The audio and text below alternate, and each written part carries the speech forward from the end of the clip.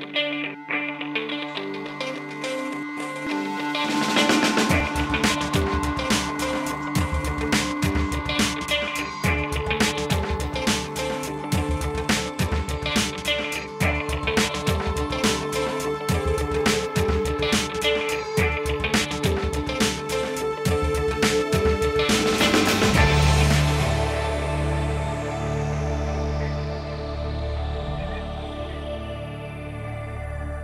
everyone, I'm Rajiv Rao, and as you can see, I'm doing something very different today.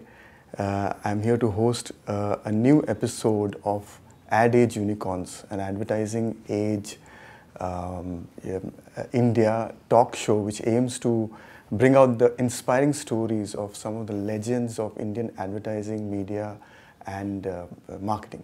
My guest today is a man who's my personal favorite and a dear friend and one of the biggest names in Indian advertising.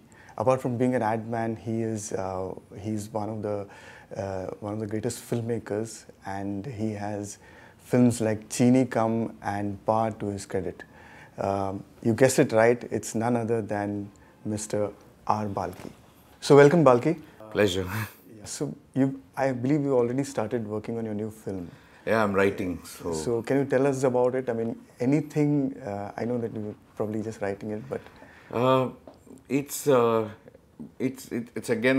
just a topic that hasn't been touched upon in films so far. Okay. So it's one of those things, but I'd like to talk about it once I finish writing it, because I myself don't know whether I'll do it till I finish writing it. Okay, great.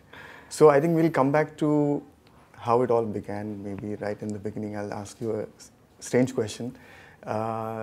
We've heard that you have once walked out of an interview in the interview for admission in Madras Film Institute, and then you went ahead and did MCA. Why? I mean, it's completely so different from each other. No, I always want to do films, but the guys who interviewed me, they asked me very strange questions, which actually,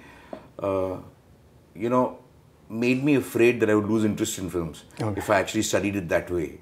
Very theoretical and I've never analyzed film like that. It's just supposed to be kind of telling stories the way you want to tell it, and I've never studied it like that theoretically. So I got a little scared of that. But I went MCA because I was always interested in computers. I used to design some software before, even before doing that. So I was interested. But also because I think I liked it only because I never went to class, and I was like, I got a lot of time to play cricket and watch films. That's all. That's why I kind of went there. Okay. You started your career from Mudra, right?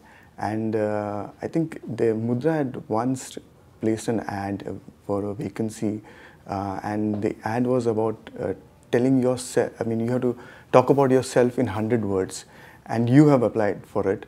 Do you remember anything about it? I mean, very clearly, because I didn't know there was a thing called an advertising agency. I had no idea what advertising was. The only ad I used to remember was Halo shampoo of Kittu Gidwani bouncing ahead. I used to like that ad very much, and I thought that was what advertising was. So there was this guy called Naga who kind of met me. I replied to the ad because I thought Ramesh Sippy was asking for it, because Mudra logo used to come at the end of every Bunyad episode, so I thought it was Ramesh Sippy's company. So hey, Ramesh Sippy is asking me for who I am, so great, I'll reply. And I met this guy called Naga, who was the kind of organizational behavioral head of Mudra. And I said, he said, so why do you want to join advertising? I said, I don't want to join advertising, I want to join Ramesh Sippy. So what is advertising? He said, no, there's advertising, there's an agency. I said, oh, there's so many people doing all these kind of things. Said, but I don't want to join, I want to meet Ramesh Sippy. So he actually forced me. He said, no, you just come to Ahmedabad, sit in a house for 6 months. We'll train you and everything, and then you can meet Ramesh Sippy. That's why I joined advertising, to meet Ramesh Sippy. So the house was actually, he just gave us a house and some books and some video library membership. I had great fun. I said, this was cool, yeah. So it was a complete accident, a happy accident. I don't even know anything about it. I didn't have a clue about there was a thing called an advertising agency. Wow. And can you tell us about Mudra, like when you joined Mudra, what happened, starting of your career? See, Mudra for me was Naga, the guy who kind of hired me. And I really liked the fact that, I met somebody who is so who's a mixture of philosophy, business, and everything else. So people you don't meet like that in your regular life, in the kind of middle class background that we kind of come from. So I really enjoyed his company. I really enjoyed interacting with him, and I really enjoyed watching a movie a day. And then so I had to go back to Bangalore. They were opening the Bangalore branch, in fact, that very month. So I went back to Bangalore. I was one of the first employees of Bangalore. And it was good fun, and I was just, writing various things. I don't even know, I didn't understand strategy. Till one day, I had quite a difficult time in the first few months. And I almost left advertising till one day there was some ad, I remember. It was for Nutrien biscuits. You know those cream biscuits you get? Yeah. And they said, write an ad. This is the brief, and that is the thing. I said, this all sounds very wrong. Yeah? I mean, what is this brief and everything? So I remember those biscuits were something that my grandfather used to either give me when the train was just leaving the station, okay, or my mother would buy it when she's going to somebody's house. So all I remember of those biscuits are, I don't know why anybody would eat those biscuits, but they would say they were great hellos and they were great goodbyes, okay. Yeah. So then I understood in one shot, oh, this is strategy, okay, this is insight, okay, this is consumer. So just by accident, just remembering that stuff. So it was like from then on I began enjoying the journey of advertising without, so I had never learned, what is a brand and what is this and what is insight. So it was just by remembering one accidental life. It's just pure accident and luck, nothing else. Okay. Any other such, earlier memories about advertising? Like I think this is one of the incidents, but examples. Yeah, the very first commercial that I wrote, which was for Wilman Shave Foam, which is like, I always had a beard, and they told me this is the best shave foam and this thing. And I was thinking, how do I tell anybody to use this stuff? They said smooth or something. Yeah. So then I was just thinking, then we told some client, they had some 75 lakhs to kind of do the film. So you wrote smooth on top of a glass and said, okay, that kind of thing with the foam. It's so yuck, I mean, you didn't come to advertising to do this kind of thing. So it was like, so if somebody could make me shave, then it's a great foam. Yeah. So it was almost like a bearded guy who refuses to shave and some hands applying the foam and he wants to kind of shave. Yeah. I said, oh, that's good. I mean, that's the kind of thing. So we did that. That's the first spot I remember where, I was just rubbing my beard and I said, okay, there's a commercial in this whole kind of stuff. So that was one, that was the thing I remember very, very fondly because I had great fun doing it. Wow. Let's talk about your creative work. I mean, I would say you're doing ad films. And you're also doing, you're doing advertising and you're doing feature films. So, what do you enjoy most? I mean, between the two.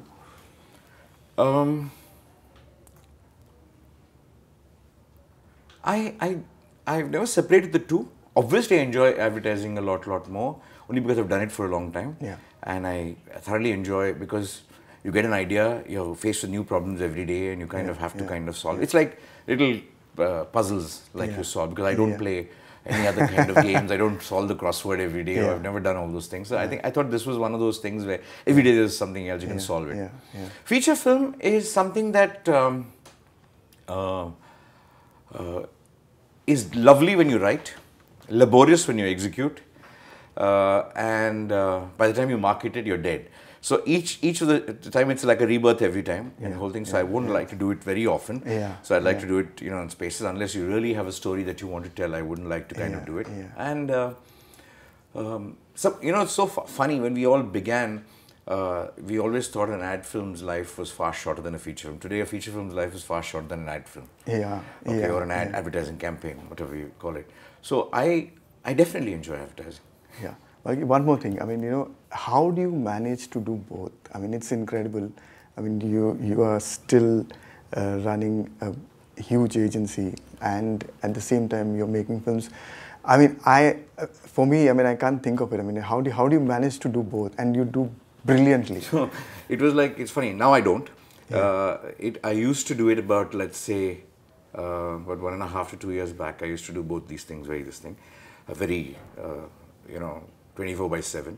But the last couple of years, because of, there was a plan in place where the team of our own, Joe of course was earlier itself, and then Amir was there. And so the team got into place very clearly. Now actually it's so beautifully in place that I'm the most redundant human being in this agency, and they are just doing a fabulous job. I don't have to do anything. So I don't do low, I just do films. I think you've been very humble. One more thing. Tell me, out of all the work that you've done so far, what are the pieces of work that you really consider that has made you as Mr. Balki? The most remarkable pieces of work, your work. I don't know, I hate all, I'm very embarrassed about all campaigns. You switch off, whenever you see an ad of yours coming, you just kind of switch the channel always, you find some rubbish. But I think I'm most proud of having worked with people like Joe and Arun especially, and Amir of course. My proudest moment of working with some of the really lovely people that I've met in my life. I think that is what I would cherish more than my work. Wow, okay. So, Balki, you worked in Mudra and then you joined Low. How did that happen? Why did you, take a jump? It was very strange because I was in Mudra Bangalore, and I was the creative head of that place, and it was all going fine. And then the manager changed. Sridhar, who was the manager of Bangalore, he left, and somebody new came, and I couldn't quite get along with that way of working. So then I told AGK that it's not working. So he tried quite a bit to make it work, and it didn't work. And I said, choose. I have to kind of go. So he told me, listen, I can't do anything right now. You go for 6 months away and come. So I was actually sitting at home for 3 months till one day, Pratik, who was, who had later joined Ogilvy, he was in Mudra, he kind of had moved to Lintas. Yeah. So he spoke to me and said, what are you doing? Why don't you kind of come to Lintas? So I said, and we'd always hated Lintas and all the stuff from Mudra. Every agency, you kind of build up a momentum saying, okay, they are the guys you have to gun for, they are the guys you gun for. So how can you kind of go and join the guys you're gunning for all the time? Because we had just won IBM in a pitch in Mudra from these guys and from Lintas and everything. We had won quite a few businesses from Lintas. Mudra was always seen like a small underdog, always barging into these people. So that was the momentum that we had. Yeah. When I joined Lintas and I met Fali, I met Kersi, then I said, okay, then I liked Fali only because he met me at Night Watchman downstairs, and he gave me a 7-Up actually. And he was drinking a vodka, I still remember that, and I was drinking 7-Up because I just didn't feel like drinking at 11 o'clock. So I really liked this thing of, I said, oh, this is a cool agency, it's under this spa. I think it was good. Yeah. So guy recruits you with vodka, and he conned me into kind of joining for exactly the same money as I was earning in Mudra. For why, I don't know. I said, okay, fine, I'm not doing anything, so let's do it. So that's how I started in Low. Then I slowly kind of got into the thing and then figured out that most agencies are the same, and it's just a set of people you work with. Then how you kind of change, how you get the correct kind of people, and it was all about building a team. I think running most agencies is about, just working with the right people. Yeah. Once you get the right people, I think you can do great work. Yeah. Tell us more about Bangalore. Bangalore is a fun place. I guess to start with, I think your Church Street was a rocking place, and just to all the fun things you had in Bangalore. Post working hours. Funnily, actually, I've worked harder in Bangalore than I've ever worked in Bombay. Okay. Because Bangalore at that point of time, I think both for Ogilvy and as Lintas, very big. We used to do about in 1 year we had done. I remember 2 years in succession we had done 120 commercials. Wow. So it was a mammoth amount of work.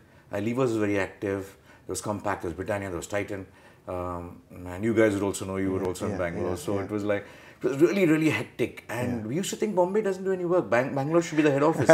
Bombay never used to do any work. So we were like really busy. So the amount of fun that we had was at Night Watchman only most of the time. Yeah. And most of the time at Night Watchman's over beer solving problems. Wow. Some issues, some personal issues, some kind of stuff. Some guy wants to do this, some guy wants to leave, some guy's got a problem with this chap, some client is screaming at this guy, some guy wants to threaten to, some client wants to threaten to sack us. All we resolved at Night Watchman. So it was a place of, we had tables, our conference room was Night Watchman. It was like a second office. Second office, and I think which was all quite a bit there. Wow, wow. So you worked hard and partied hard. Yeah, because I had lived a long time in Bangalore without doing any work, so it was a good time to kind of do a lot of work in Bangalore.